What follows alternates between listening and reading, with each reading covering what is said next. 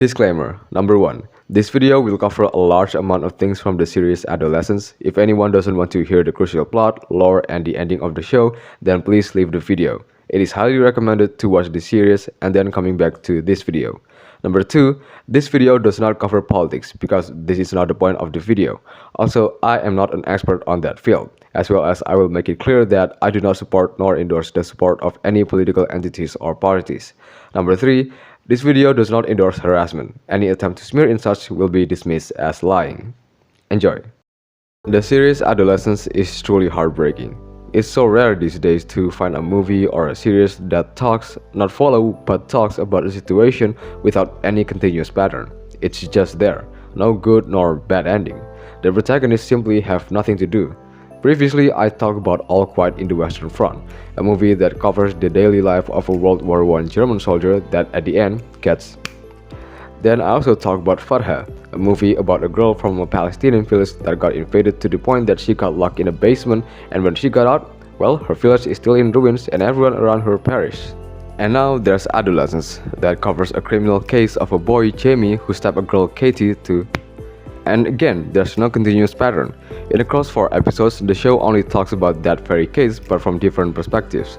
I mean, I'm even surprised that the last episode had no subject of the case, which is Jamie, like his absence. We only get to hear his voice from a telephone call.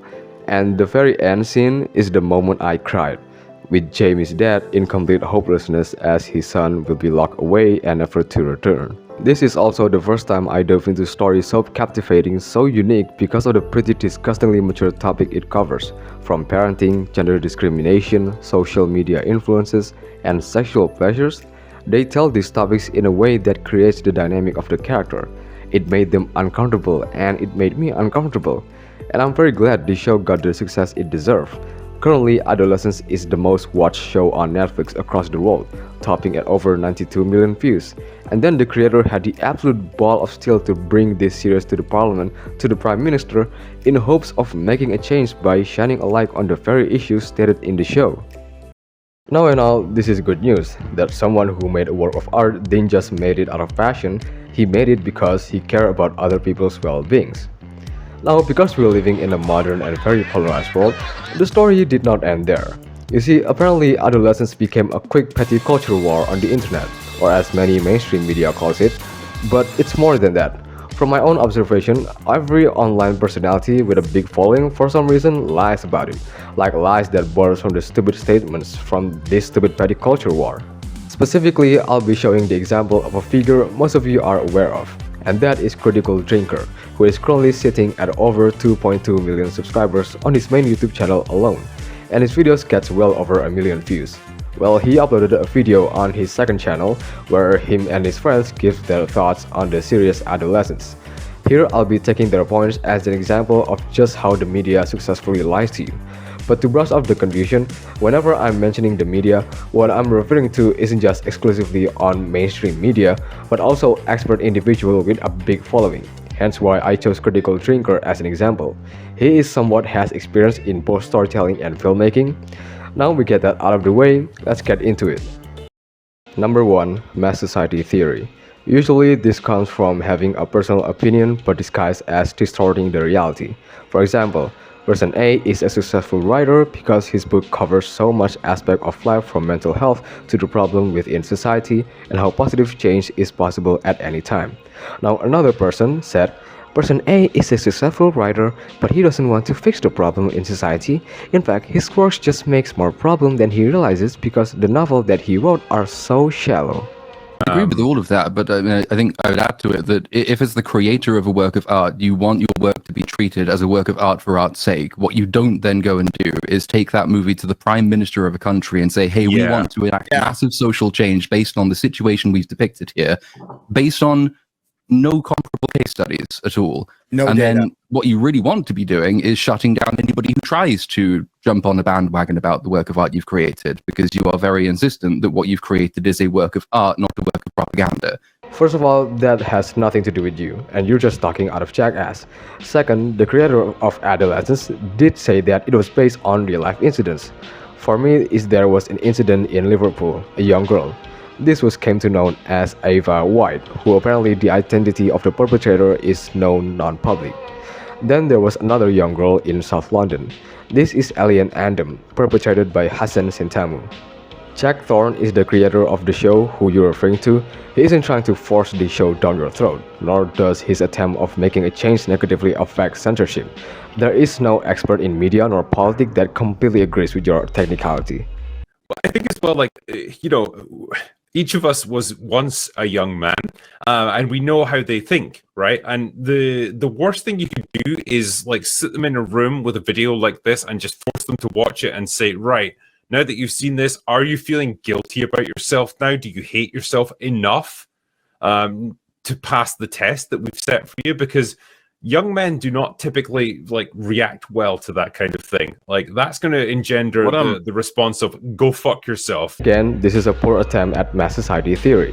A saying still doesn't prove anything. But what makes it worse is that the misinterpretation of the point of schooling children. Sure, there are some schools that taught children the wrong way, but generally, the point of showing a presentation, or in this case adolescents, to students is to educate them, not gaslighting them. I can even attest this to everyone. I remember when I was in second grade, my class was brought into a presentation numerous times. I vividly recall the two most important lessons from the presentation: pornography and sexual abuse. Do I feel like I'm being gaslighted? Not a chance. Who thinks that anyway? The point of schooling is to educate. This is a show designed for parents, not for children. Well, a simple Google search will already prove you wrong. Adolescence is a show with a rating of TVMA, which is a minimum of 17 years of age to watch it. But in the UK, which is where the show took place, it has an age rating of 15, meaning you have to be at minimal 15 years old to watch it. Yeah.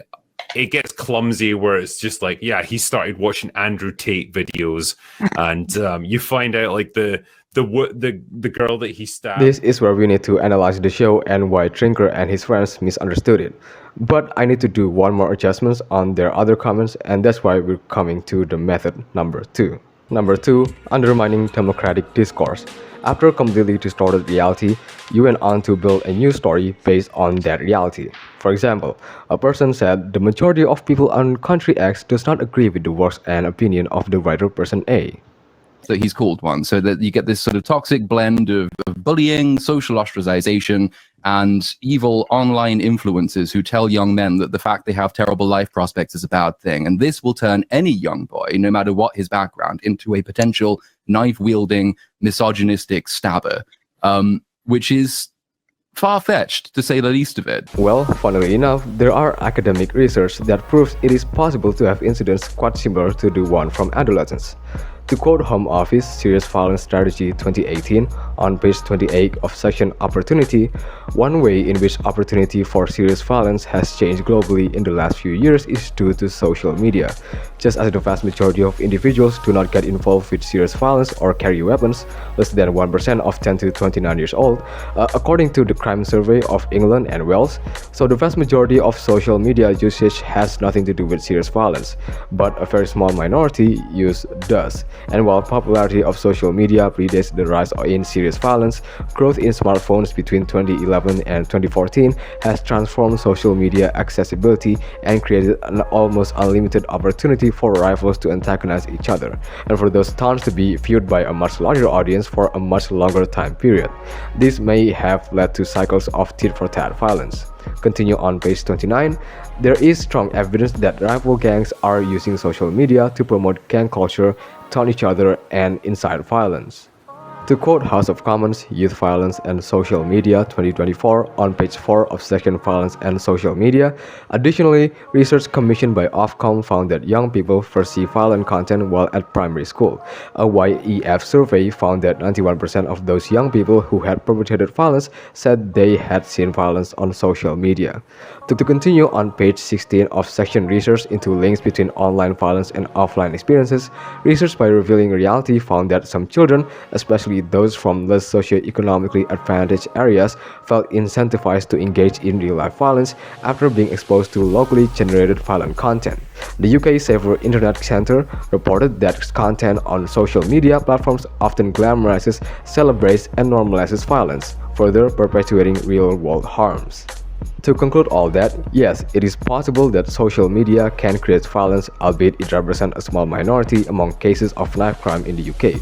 It's not hard to put two and two together and come to terms that gang violence or tit-for-tat violence can lead to knife-wielding incident and possibly even unfortunate events. However, I can't let you to just agree on all this.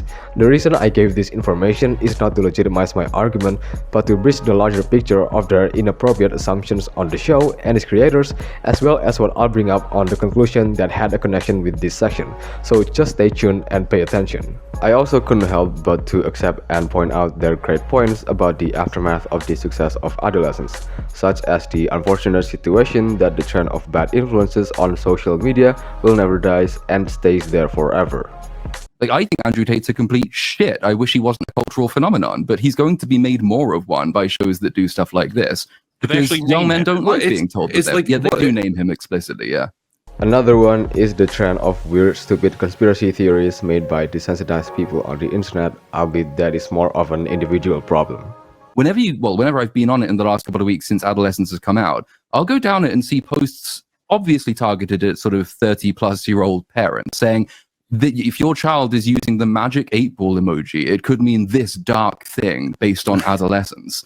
It's like, this is just weaponizing people's lack of understanding. I do find it ironic how they did exactly just that, like what they're issuing about, but moving on. Basically, most of their assertions comes in the form of no known cases of incidents, despite there are cases of it, such as Ali Stevens, only 13 in 2021, perpetrated by 2 boys and a girl. Mikey Roynon, at 16 in 2023, perpetrated by 3 teenagers. Rohan Shan, 16 years old in 2023, perpetrated by a 15-year-old. What more can I say?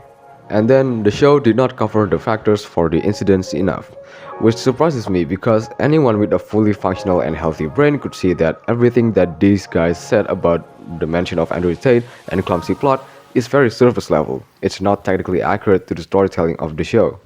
The show tells its story like covering a criminal case in court. It's he said, she said, with the only exception that the most clear and disturbing evidence is that Jamie, did it. The rest is how did things escalated. Throughout all 4 episodes, we were shown and grasped less, but knows more. The most important aspect is that while the story wants to keep itself, resulting in the audience to form its own opinion on the situation, it also gives glances and hints on the larger picture and external factors. The perfect example is the two faces identities of Jamie, the perpetrator, and Katie, the victim. Both have one personality that may seem normal in the human eyes, while the other is the exact opposite. Jamie is the good guy in front of his family, while behind closed door, he is a loser. Same with Katie. She is a bright girl, but behind the screen, she's an asshole. And because they are kids, at times their emotions got mixed up. They don't know the future consequences. Katie being an asshole is the trigger point for Jamie to did what he did. And Jamie being a loser is the force behind why Jamie did what he did. And especially from episode 3 to the finale, Jamie gave us hints while mumbling in humiliation. From his dad being absent in his life, which leads him to open the internet and saw the wrong things, his sexual objectification of women, how he actually hooking up with girls, his hatred towards Katie, and how he felt after he took out Katie. The other perfect example is in episode 2 when Detective Bascom had a conversation with his son, where his son admits that Katie used to comment on Jamie's posts involving insults and emojis associated with innuendos. This is the start of us knowing who Katie really is and how the case escalated further even after the perpetrator got arrested. Furthermore, the point of me previously talk about the negative effects of social media on youth is first to acknowledge that it is something that is not often happen, and it is to point out that these guys lacks basic understanding that social media or the toxic masculinity isn't the only thing being addressed. In fact, it's not even the most discussed subject in the show. There's family issues, which is very apparent in every single episode, and lack of education also played a big role since episode 2, where we see the horrible state of the school. And guess what? Both family issues and lack of education is one of the many factors of knife crime in the UK. But the show isn't trying to be factual because it doesn't have to be. It's a fictional story for fuck's sake. But the effort of trying to be realistic is something that we can appreciate, that at least they're trying their best. I mean, you can't just put every single factors of knife crime onto the story, otherwise it could get very convoluted. And hey, it's at least accepted by the public.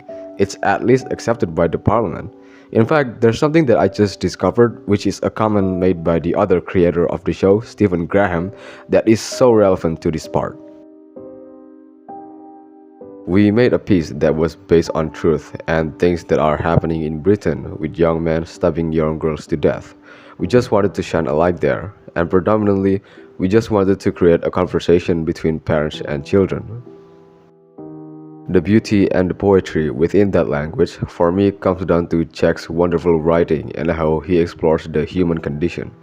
But what I found out, the beauty of that particular line and the poetry within that last bit of conversation, don't forget, is that they're the last words that Eddie hears before he enters Jamie's room, where he realizes he should have spent a lot more time.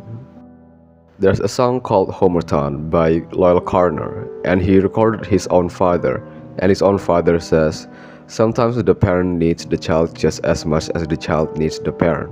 Makes me tear up. Lisa is trying to keep that family together. She's a grade A student, she's going to go to university, she has a bright life ahead of her. But she's the one who's like, look, we're not moving because it's going to follow us around and it's always going to. She is always going to be the sister of him that killed that girl. She's always going to be that now for the rest of her life. And her future may well have been so bright. And it still can be. And Eddie is so impressed and so like, wow. She takes his breath away for a second. And he says to his wife, how did we make that? And then the beauty of the line that comes back is the same way we made him, with love, to the best of our ability. What we've done there, we also did there. We didn't do anything different. Lastly, I want to add that I'm not here to diminish these people. Critical Thinker and the rest is the very first people I come across on YouTube that introduces me to the world of filmmaking, film analysis, and storytelling on YouTube. Without him and his influences, I would know Little Platoon, Filmento, Brown Table, and The Closer Look. I learned so much knowledge from him. The reason why I started making videos about filmmaking and storytelling and even made a short animation is because of him. But what I'm saying is first, be careful on what you consume on the internet. Be skeptical, do your research. Second, if you're someone wanting to create a piece of art and has been having that thought for a long time for many reasons, no one can stop you. When someone tells you not to be political, just ignore them. Anjir, arek wis jadi anarkis, cok.